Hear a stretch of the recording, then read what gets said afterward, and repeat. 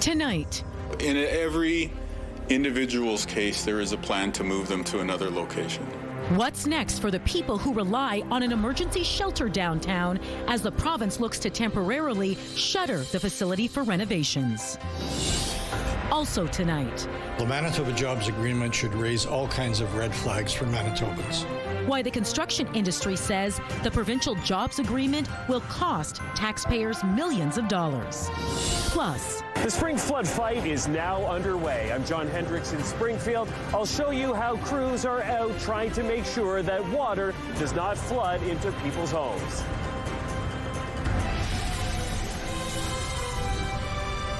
CTV News. Live from downtown Winnipeg with Marilee Caruso. good evening. Thanks for joining us. Nearly 200 people visit Nadinawaymak, the shelter at 190 Disraeli Freeway, each day to grab a bite to eat or find a place to rest. But tonight we're learning the shelter is closing its doors on April 1st. Standing by live with the details for us is CTV's Daniel Helmerson. Daniel, why is the shelter closing? It's undergoing renovations, Marilee, but the good news is the space will still be used to support people experiencing homelessness, but in a way that aligns with the province's long-term plans to get people off the streets and into housing. And now we're really leaning into this as being like a service center. So the two projects that are upcoming is we have those existing units to care for people who are under the influence. There's going to be an expansion of those later in the year. And then the other one is to renovate it to be a navigation center. Premier Wab Canoe says 190 Disraeli will be a one-stop shop of sorts for people leaving encampments to help them with things like getting proper identification, learning about housing options, and accessing medical services. When renovations are complete, the center will still have 100 beds available for people transitioning into housing.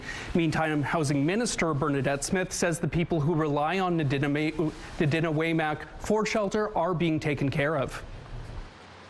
So 193 people we've been working with Nadinawaymak, and all 193 people will be housed.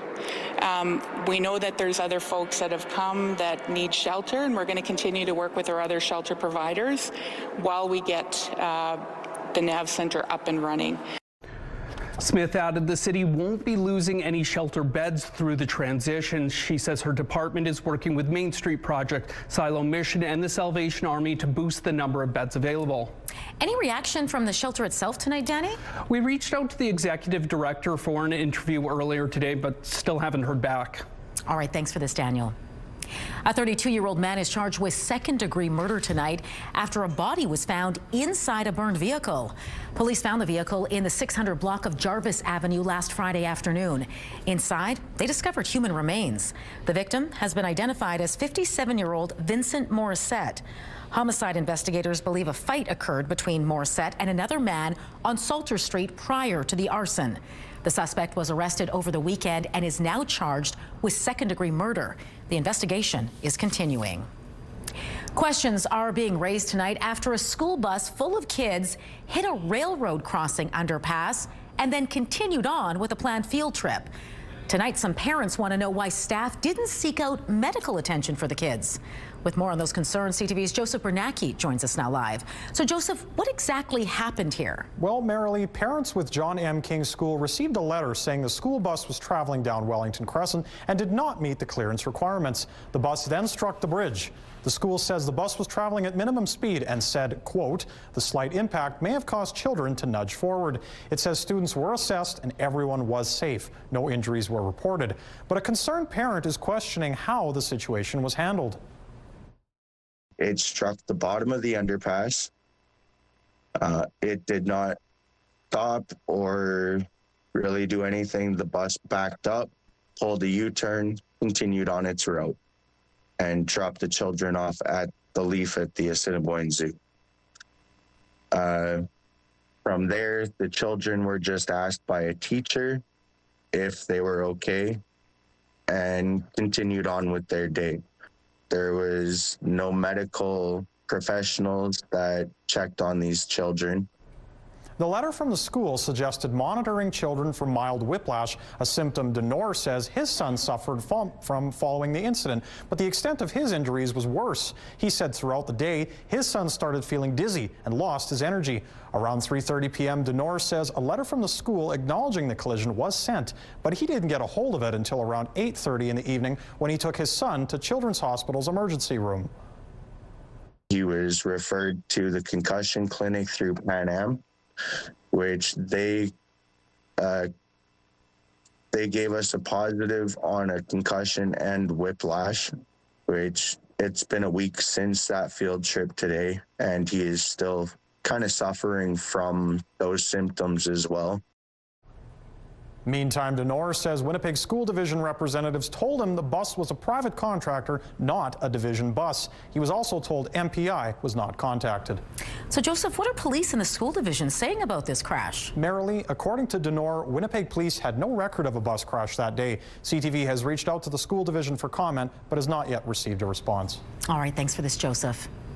Temperatures went above zero today, and they were expected to remain in positive territory for the next couple of days. But the return of warmer weather means an annual problem is also returning, spring flooding. And that's why crews are already out working to prevent damage. CTV's John Hendricks explains. After a long winter, the spring flood fight is now underway. This is something we prepare for all year long. Crews in the RM of Springfield are now fanning out across the municipality, targeting ditches that have become packed with snow over the past months. Helps all the water get out of the town quicker, and if we don't do this, there'd be lots of flooding. This is a two-pronged effort. In Oakbank, close to homes and condos, wheeled excavators like this one are scooping snow and breaking up hard ice that is built up in the densely populated areas. And in the more rural, a bulldozer with a V-plow on the front. He'll go down into the bottom of the ditch and open up some of the bigger ditches to take the snow out so the water flows easier. And ensuring water flow is critical to avoid overland flooding. And so it is critical to get it out before temperatures spike. In the event if we get a real quick thaw, that water is going to come, fast and furious. Officials say so far this year there isn't an excessive amount of snow and no sudden heat wave melting everything all at once. So far, Mother Nature's on our side. But officials here say there is still a long way to go and a lot of work still to be done. John Hendricks, CTV News in Oakbank.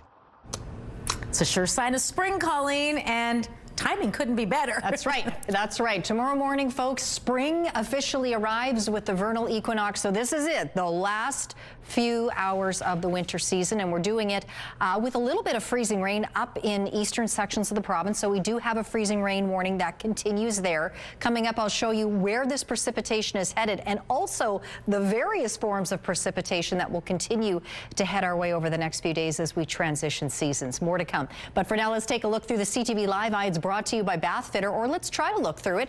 That is the exclusive home of the PermaFit solution, Bath Fitter. With mist over Portage and Main right now, it is 2 degrees, otherwise cloudy out there. It's windy too. Winds out of the south at 17 kilometers an hour with gusts up to 30. The pressure is dropping and the humidity right now, Marilee, no surprise, 98%. Thanks, Colleen. A woman reportedly missing from western Manitoba last night has been found dead. RCMP say the 21-year-old from Ochi-Chaco Sipi First Nation was reported missing around 10 o'clock, but was last seen 2 days earlier at a home in the community, which is roughly 67 kilometers northeast of Dauphin. The force says her body was found near the main road running into the community around 9 o'clock this morning. RCMP have not released her name and say the cause of death is under investigation. A number of homes were evacuated in the Chalmers neighborhood this morning as crews battled a fire at a vacant home. Fire crews were called to the Johnston Avenue West home just after 4 o'clock this morning by police, who were the first to spot the blaze. Officers helped evacuate nearby residents while firefighters worked to put out the flames. No one was injured. The cause of the fire is under investigation. This is the second fire at the home. It was previously damaged by a fire in 2022. Manitoba's construction industry wants the Auditor General to probe a provincial jobs agreement. The industry says a fee placed on projects over $50 million will cost taxpayers millions. But as CTV's Jeff Keel shows you, the province says the money collected will be used to get more Manitobans on job sites. The construction industry in Manitoba says the Auditor General needs to dig into a provincial jobs agreement. It should terrify all of us that the government over the next 5-6 years in office is going to inject that kind of imposition. The province says the Manitoba Jobs Agreements sets standardized terms of employment for large infrastructure projects over $50 million. But construction associations are concerned about an 85-cent per worker per hour fee placed on those projects, which is paid to the Manitoba Building Trades, a council made up of construction unions. The Manitoba Heavy Construction Association says projects like schools, roads, hospitals, including the new cancer care facility, could cost millions of dollars more. That could have been spent on nurses, on CAT scans, on MRIs, on schools, on teachers, on playground equipment. That's going to one single union entity. The Building Trades says this deal is similar to ones in other provinces and says the fee is for administrative costs. It supports things like site representatives, legal, and reporting and outcomes functions of the actual policy. Manitoba's Public Service Delivery Minister says the money will be used to train local workers to boost the number of Manitobans working on construction sites. We don't want to bring the workforce from out of province. This is our number one focus. We want to make sure we have the workforce here so they can have the good paying jobs. But the construction industry also has questions about who will oversee the money collected. We hope that the Auditor General takes the matter seriously. We think it's a huge red flag for all of us. Jeff Keel, CTV News, Winnipeg. The future of LeMay Forest was back on the agenda today as Manitoba Park staff met with the public in St. Norbert to discuss a new park on site. Doing an open house to get some people's ideas of what they want to see here. The fight over the contested green space ended in April after the province expropriated the land. The move came after a developer cut down trees and released plans to build an assisted living facility, which led to community protests. Today, park staff answered questions about the new park and heard feedback from the public. People in the neighborhood did a great job to protect this area, and we're going to do our best to turn it into something special. Holmes says the province has yet to officially designate LeMay Forest as a provincial park and noted it remains Crown land. Discussions of trails, new signage, and the size of the forest remain in the works as talks continue. The open house is continuing tonight at St. Norbert Community Centre. It runs until 8 o'clock. Still to come tonight, gas prices climb as the war in Iran shows no signs of slowing down. As we have stated quite clearly, we have reserved the right to take military actions. And Gulf Arab nations indicate patience is wearing thin from repeated Iranian attacks. Plus, tense moments at Montreal's airport. Why one expert says these sorts of things may become more common. That's all still to come.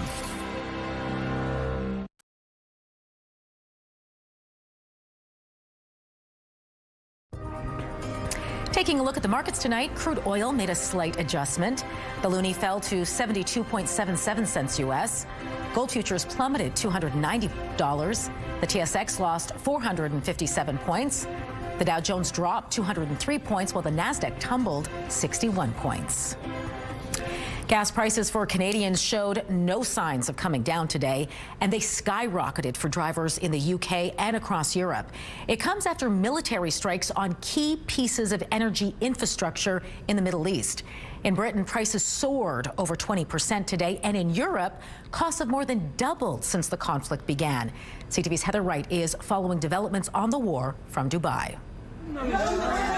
An explosion near a Saudi Aramco site in Riyadh lit up the night sky, one of several sites targeted by Iran as this war spreads to energy sites in the Gulf. Iran is retaliating for a strike that hit its South Pars facility on Wednesday. Attacks were reported in Saudi Arabia, Qatar, and in the United Arab Emirates. The attacks on energy infrastructure have rattled markets and are leading to concerns about disruption to the global supply chain, with energy prices jumping 10% this morning. Will backfire politically. Today, foreign ministers from a number of Middle Eastern countries met in the Saudi capital.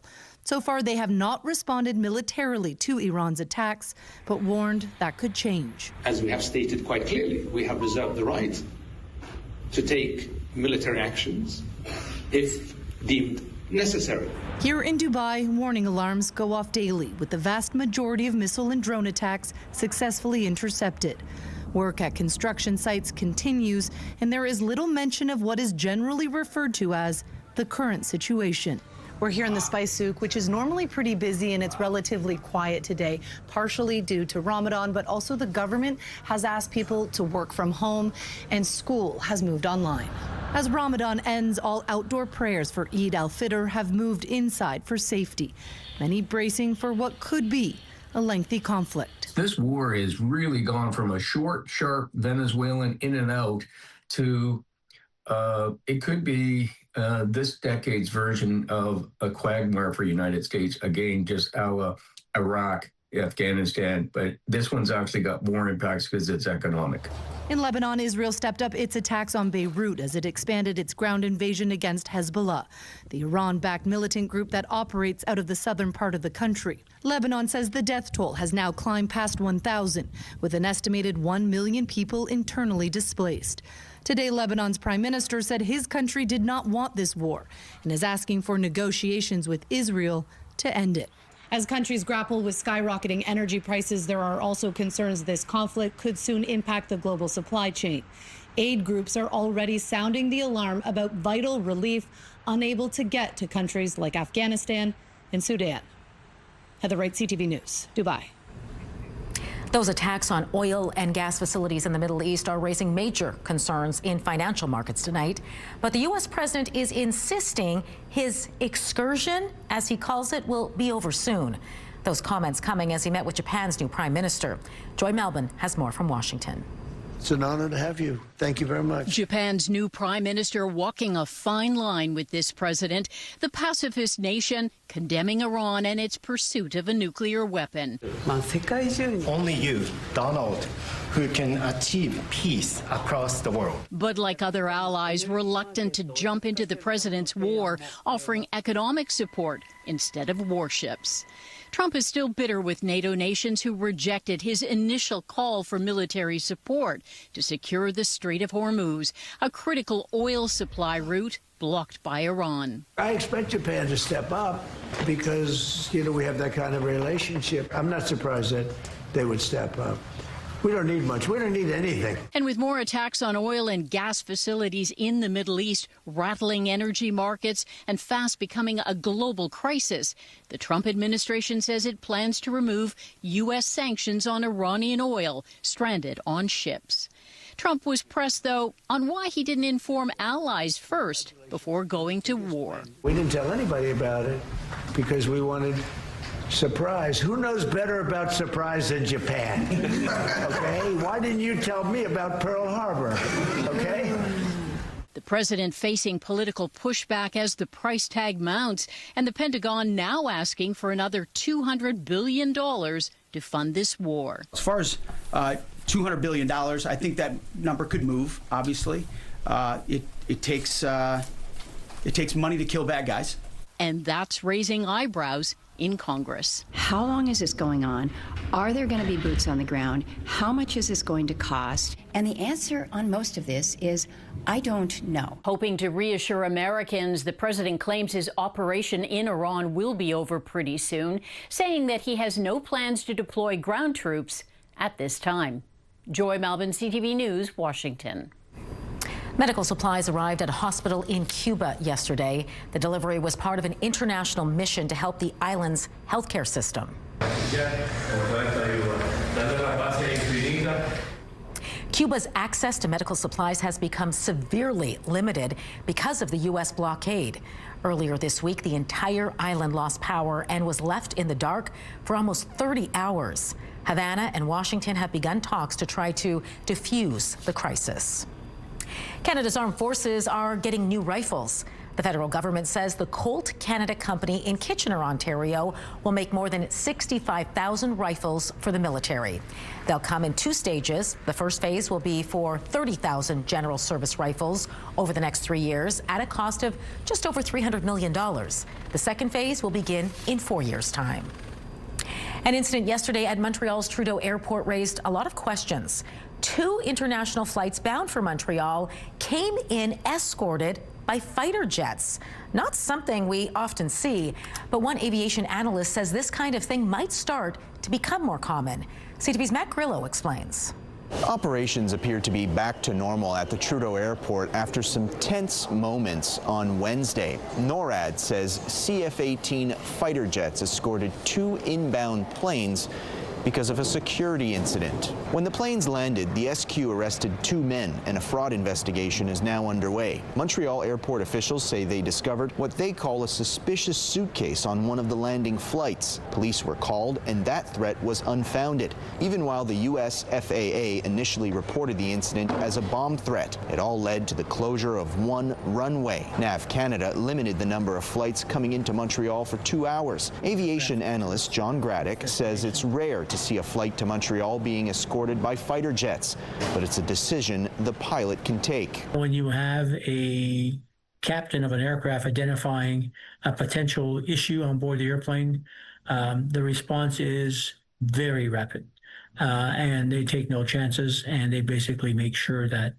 that airplane stays on course and stays away from any potential deviation for its path. Graddick says with growing geopolitical tensions, there is a potential for more disruptions. In my opinion, we'll see more of it as time goes on, as the conflicts that we have around the world start to get more and more vicious or more and more rampant, and geopolitical issues start to cross boundaries, including air. The 2 men arrested have been released, and the SQ says one of them could face charges of fraud. Matt Grillo, CTV News. Back here in Winnipeg, a number of homeowners in Sargent Park are appealing a decision to allow racing pigeons. The city's urban planning and design division approved a variance for an aviary for flighted birds on Strathcona Street between Sargent and Ellis. Now, according to the report, the homeowner plans to construct a 42-square-foot aviary in their backyard for pigeons.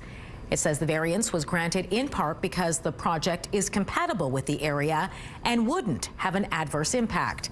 But an appeal has been lodged against the decision. More than a dozen people are raising concerns about pigeons carrying diseases, making a mess with droppings, and causing damage. The appeal hearing is set for Wednesday.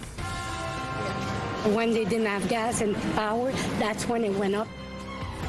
Conflicts across the globe narrowing the list of vacation destinations for Canadians looking for a getaway. So, where are they heading instead, and how much more is it costing? The answer's next. Well, the early days of spring will likely bring a little bit of snow, including on Saturday to Winnipeg and to other parts of the province too, but potentially also freezing rain with temperatures getting just up above freezing, up to 1 degree. -2 on Sunday, a mix of sun and cloud, but at times it will likely get a little cloudier. Cloudy Monday, 3 degrees with the possibility of flurries, a little cooler by comparison on Tuesday, but brighter, -4. A mix of sun and cloud, flurries or showers likely on Wednesday, back up to 0.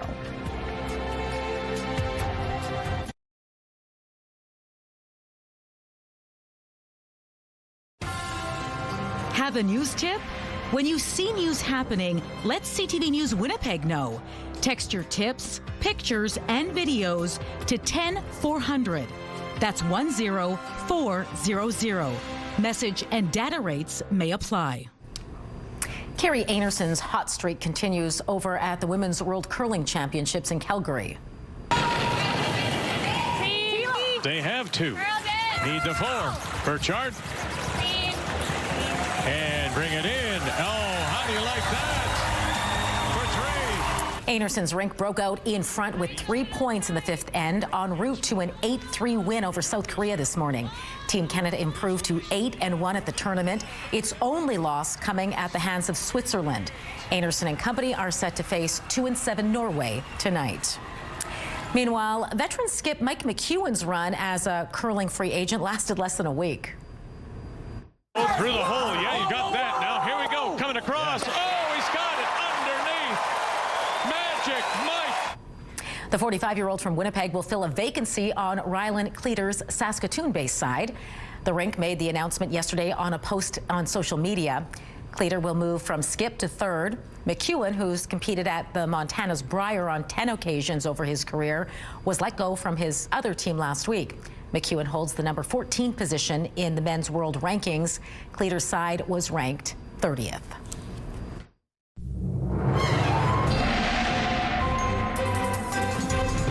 CTV Skywatch weather brought to you by South Beach Casino and Resort. Visit southbeachcasino.ca.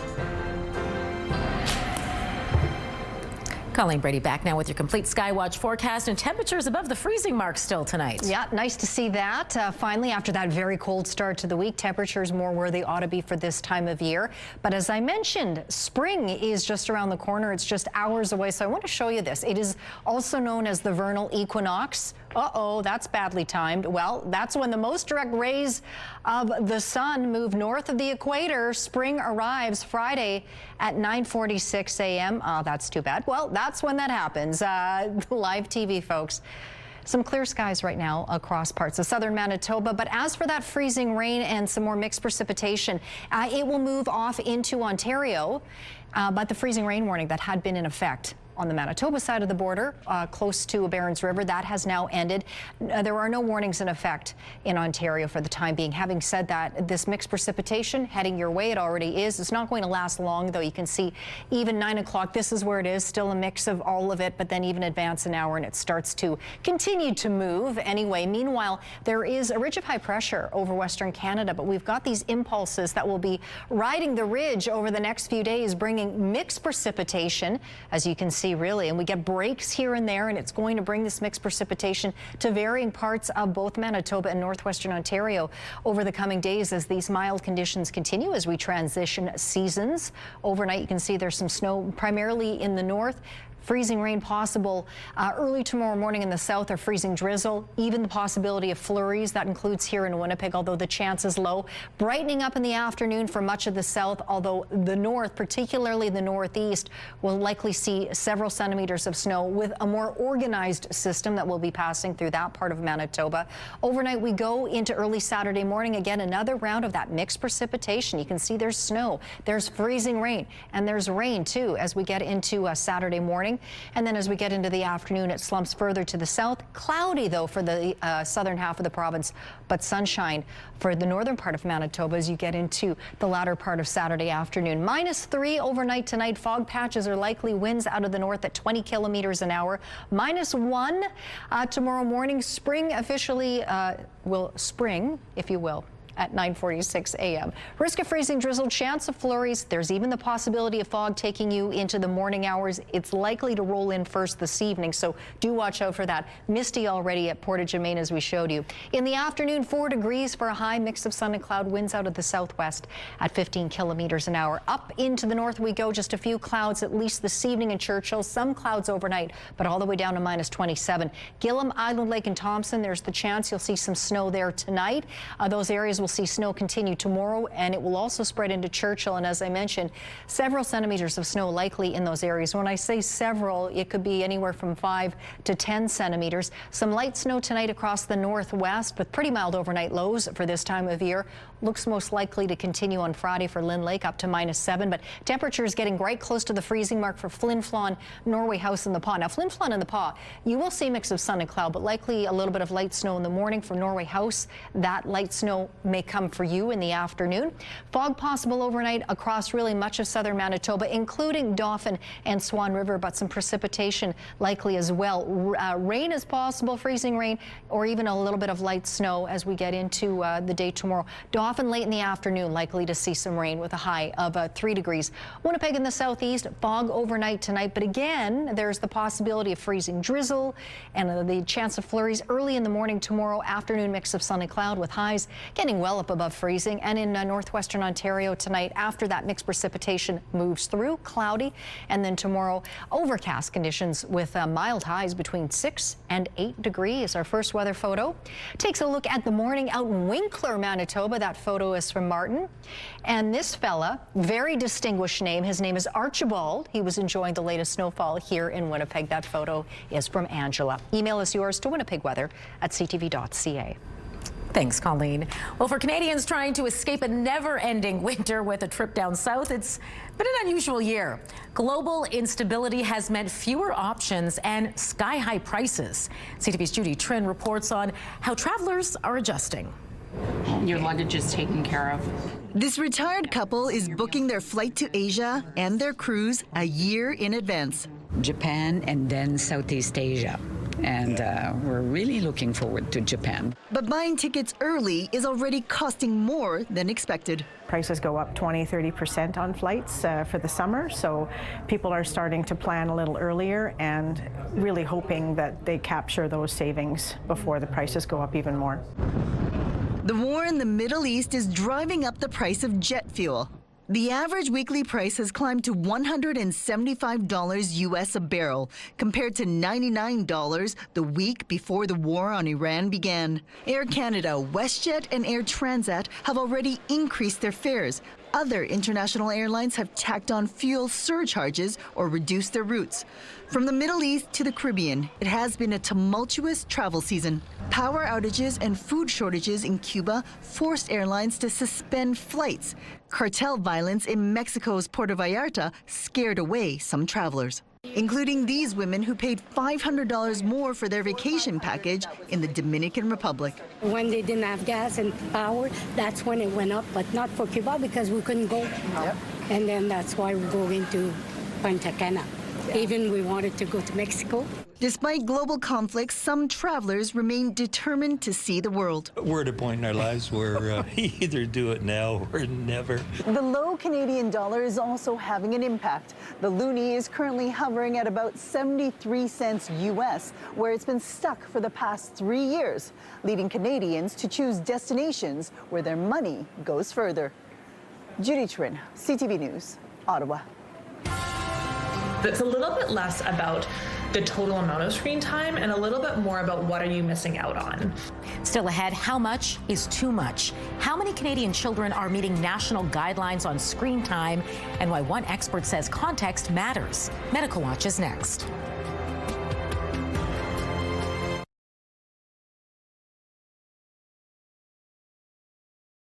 Get Winnipeg's top stories, breaking news alerts, and watch live. Download the CTV News app. If you enjoy gardening, home decor, simple craft ideas, and easy-to-make recipes, you may have already heard of my guest today. She's known on social media as Life of Glow, and her photos and videos taken at her home just outside of Winnipeg have amassed more than 1 million likes. And now she is out with her very first book. It's called Gather Together, Delightful Decor and Simple Recipes for Every Occasion. Robin Chuby joins me now from her home to talk more about the book and offer up some tips on how we too can host the perfect gathering. Robin, great to speak with you. Thank you so much. I'm so glad to be on. You know, I am one of your many followers online. You've even inspired me to buy some power tools and take on some home renovations of my own. You really do it all when it comes to the home, the garden. How did you learn all these skills? I think one at a time. It's just kind of, you know, you take on one thing and you learn how to do it, and the next thing you know, it leads to another and another, and it's just easier to do things yourself sometimes. So, well, you've definitely given me the courage to try my hand at some of them. Tell us a bit about your book and what's in it. You bet. So my new book called Gather Together is a journey throughout the entire year on how to host events big and small, from your typical gatherings like holidays to small gatherings like picnics and alfresco dining. And it's just a wonderful way to get inspiration on creating recipes and decor and some gifts as well. And while that might sound really fancy and intimidating, don't be intimidated, because the really great thing about your content is it's also very achievable. Anyone watching us right now can pull off the recipe ideas in this book, right?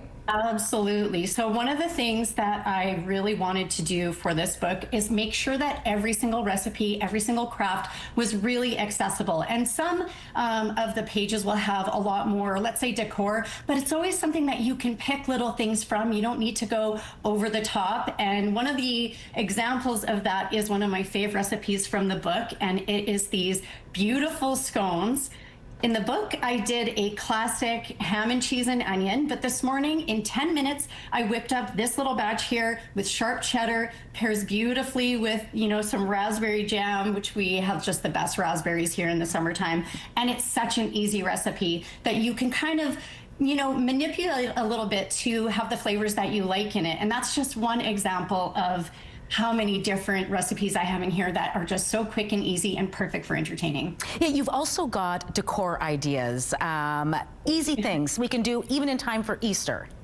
Absolutely. So I actually have one I wanted to share. I this morning went over to my local grocery store here in Birds Hill, and I picked up some grocer flowers, nothing expensive. I'm talking all of the stuff I'm going to show was under $50, and I was able to put together this really beautiful arrangement. Something like this from a florist is going to cost way more money, but with just a footed bowl and some chicken wire and some grocery store flowers, I was able to put this together. And my secret ingredient is that all of these tulips that you see throughout this bouquet or this arrangement are actually from Amazon, and they're just faux flowers. So you can buy faux flowers and mix them into your arrangements to create something really spectacular. And just to show how easy this really is, I have here a little vessel, and I've got some grocery store flowers. I just cut these a little bit earlier.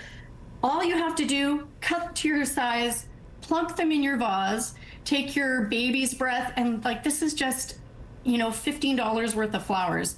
Pop them in there, put your baby's breath around, and then you can take your faux stems and just insert them, because there is no rules that say you can't put faux flowers into water. They look great too. Rules. See, no one has told you. I would never be able to visualize this myself. That's why I love following you, because you give me the idea, you give me step by step how to do it, and I look like I know what I'm doing. Absolutely. And I mean, look at this. This is just a few minutes. It's really pretty, yeah. Yeah, you just plop them all in and just keep on adding. And I mean, this was just plunked in. So if you just took a few extra minutes to really arrange this, this is something really beautiful that you can put together in a snap and keep the flowers that you have, your faux flowers, to have over here. I've got them in here. I have them in here. Every year I put these away. I've had these for 5 years now for like $20. All right, I like that. You are hosting a book launch at McNally Robinson this weekend. Tell us about it and how we can get our hands on your book. So McNally Robinson this weekend, I will be there on Saturday from 7 to 8. I'm going to be doing some readings from the book, sharing my favorite recipes, talking about how this all came about and all of the, the crazy experience of writing a book. And then afterwards, I'm going to be doing a book signing and a meet and greet. So it'll be really, really wonderful. Otherwise, you can find my book online at basically anywhere where books are sold. All right. We follow so many people online. We got one right in our own backyard. Robin, thanks so much for joining us. If you want to follow Robin on social media, by the way, you can. You'll find her at life_of_glow. Life of Glow. Great content. Thanks again, Robin. Thank you.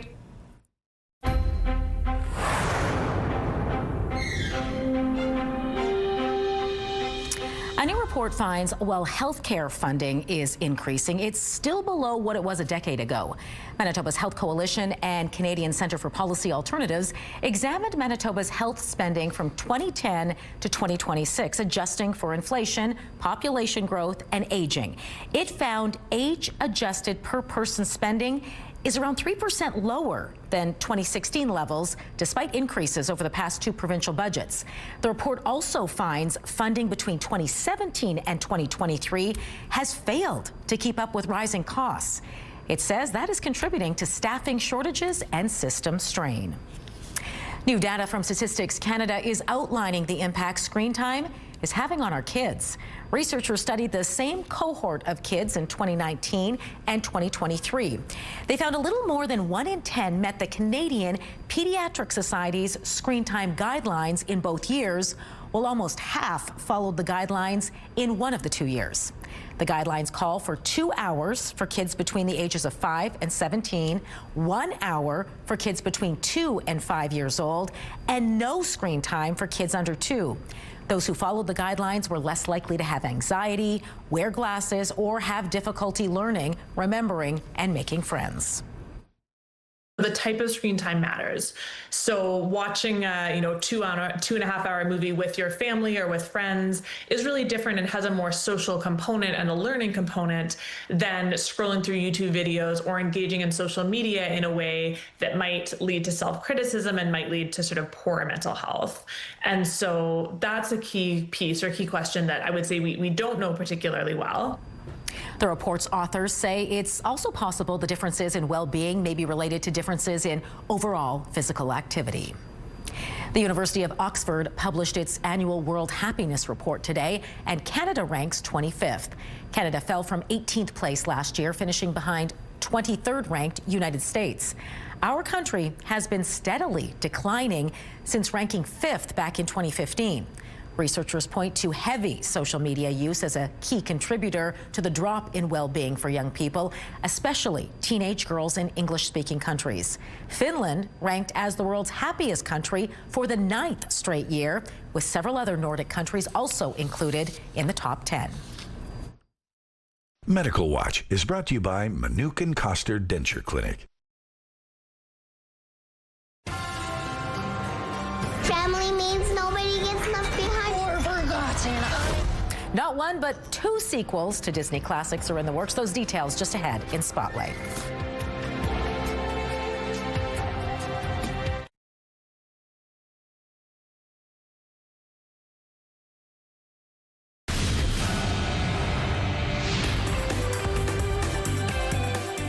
Spotlight sponsored by the Casinos of Winnipeg, presenting Brad Williams, the Tall Tales Tour.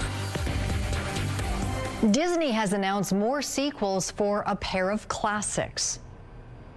Family means nobody gets left behind or forgotten. And the company hasn't forgotten the billion-dollar success of Lilo and Stitch. It's announced a sequel to the live-action family film is due to arrive in theaters in spring of 2028. And a decade after Incredibles 2 soared onto the big screen, Disney has slated Incredibles 3 for summer of that year. Well, Tina Fey is no stranger to SNL, of course, but this Saturday it will be all new. How can we possibly communicate that to people? We'll just find a way to pop it in. Did someone say Poppins? She's real. Fey will be hosting the UK's very first episode of Saturday Night Live this weekend. In a teaser for the show, we can see Fey dressed up as Mary Poppins with the caption, "A practically perfect host." Grammy-nominated rapper Afro Man has won a defamation lawsuit filed by 7 Ohio sheriff's deputies who sued him over music videos in which he used his own home security footage to mock their raid on his house. Will you help me repair my gate? Will you help me repair my door? You heard it, folks. That's a clip from the song, "Will You Help Me Repair My Door?" The warrant for the raid said it was part of a drug and kidnapping investigation, but no evidence was found and no charges were filed. The deputies sued him for nearly $4 million US, saying they were publicly harassed over the videos and some of their children were hazed at school. However, Afro Man, whose real name is Joseph Foreman, defended his work on First Amendment grounds and said he issued the diss tracks to cover damages from the raid. If they hadn't have wrongly raided my house, there would be no lawsuit. I would not know their names. They wouldn't be on my body. They wouldn't be on my home surveillance system. And there would be no songs, nothing. My money would still be intact, nothing. So all of this is their fault. An Ohio jury ultimately ruled he did not defame the deputies. Your Thursday primetime lineup kicks off with Next Level Chef at 7, 911 Nashville follows at 8, and Grey's Anatomy starts at 10 o'clock. It's all right here tonight on CTV. She's adjusting to life at the zoo, but now Assiniboine Park's newest monkey needs a name, and you can help give it to her. Which 5 names are under consideration and how you can weigh in, still ahead.